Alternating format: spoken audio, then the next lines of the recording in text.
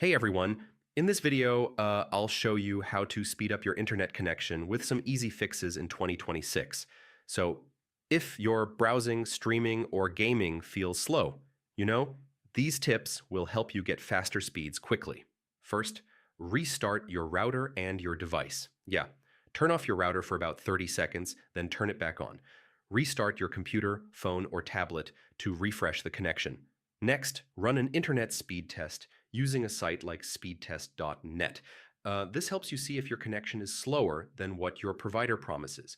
Place your router in a central, elevated location away from walls and electronics. I mean, better placement can significantly improve Wi Fi coverage and speed. Disconnect devices not in use and pause heavy downloads or streaming. Yeah, too many devices using the network can slow your internet down. Make sure your router firmware is up to date. This fixes bugs and can boost performance. Check the admin page for updates and install them if needed. For critical devices, use a wired Ethernet connection or connect to the 5 gigahertz Wi Fi band. This reduces interference and gives faster speeds. And that's it. These easy fixes should speed up your internet connection. Yeah.